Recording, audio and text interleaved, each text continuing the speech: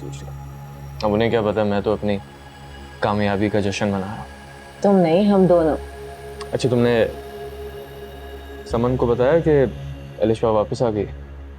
हाँ, बेचारी फिर से परेशान हो गई है। समन एक निहायती बेवकूफ लड़की है। पहले दिन से फारिस उसके साथ सिंसियर है नहीं, और वो है कि फारिस के पीछे हाथ धो के पड़ी थी। जैसे मैं तुम्हारे पीछे हूँ। प्लीज मुझे फारिस से कंपेयर मत करो। उसके पीछे सिर्फ एक समन है, मेरे पीछे बहुत लड़के हैं। अब उन सबको बता दो कि तुम्हारे राइट्स रिजर्व हो चुके हैं। प्लीज थोड़ा तो जी लेने दो। मामा की कॉल है। हेलो।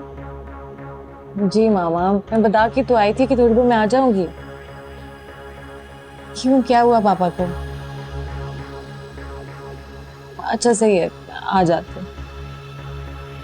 मामा की कॉल है, कह रही है पापा का मूड बहुत ऑफ है, जल्दी आओ। तुम्हारे पापा का मूड ठीक कब होता है? आई थिंक मुझे चलना चाहिए। हाँ हाँ, अपने पापा की इन्वेस्टिगेशंस को भी तो फेस करना है तुमने। जी नहीं, ऐसी कोई बात नहीं, very love it. I know. Bye bye.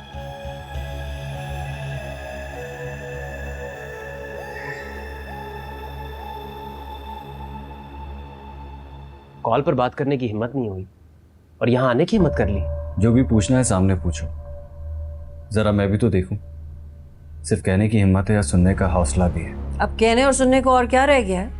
बहुत वादे करके मेरी बेटी को यहाँ से रुखसत करके लेके गए थे, एक भी वादे की लाज नहीं रखी तुमने। मैंने तो लाज रखी है आंटी, और बहुत ईमानदारी से रखी है।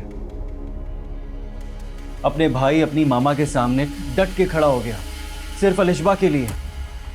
और ये नहीं सोचा कि जिसके लिए मैं ये सब कुछ कर रहा हूं किस तरह मेरी आंखों में धूल झोंक रही है। अपनी जबान को लगाम दो सादान।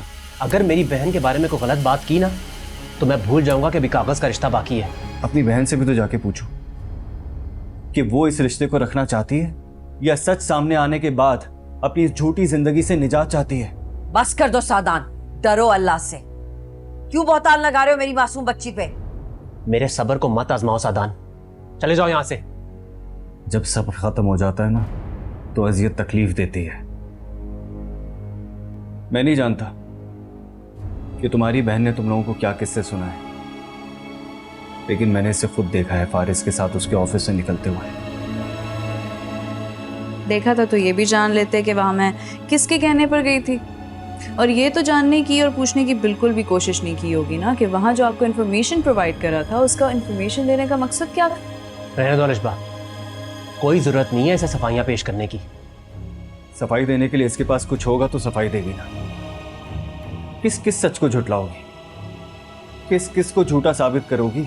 अगर मेरी ज़ात मेरे सच की गवाह नहीं है ना, तो फिर मुझे ये किसी को साबित करने की या किसी को सफाई पेश करने की या किसी का गुमान सही करने की बिल्कुल ज़रूरत नहीं। अगर तुम्हें सफाई देने की ज़रूरत नहीं है तो फिर ये बात तो साबित हो गई ना कि फारिस तुम्हारी ज़िंदगी से कभी गया ही नहीं। बंद करो समान। रहने दे भाई, मुझे इनको कोई गवाही देने की ज़रूरत नहीं। हाँ, ये बात सच है कि फारिस मेरी ज़िंदगी में आपसे ज़्यादा मुखलिस रहा है मुझसे। मुझे चाहते हुए भी मेरा मान रखता रहा है, मुझे इज्जत देता रहा है, यहाँ तक कि मेरे लिए दुआ गो रहा है वो कि कभी किसी ज़िंदगी के फैसले में मुझे पछतावा ना हो। तो फिर ये बात तो साबित हो गई, मैं तो तुम्हारे साथ कभी मुखलिस था ही नहीं, इसीलिए तुम्हारी मोहब्बत का हकदार भी वही है। मैंने कहा ना आपसे, आपको जो समझना है समझते रहे। याद रखिएगा, मोहब्बत के हकदार वही होते हैं जो मोहब्बत का कर्ज अदा करते हैं। मोहब्बत के नाम पर जो कटहरों में खड़ा कर दे ना, वो कभी मोहब्बत डिजर्व ही नहीं करते।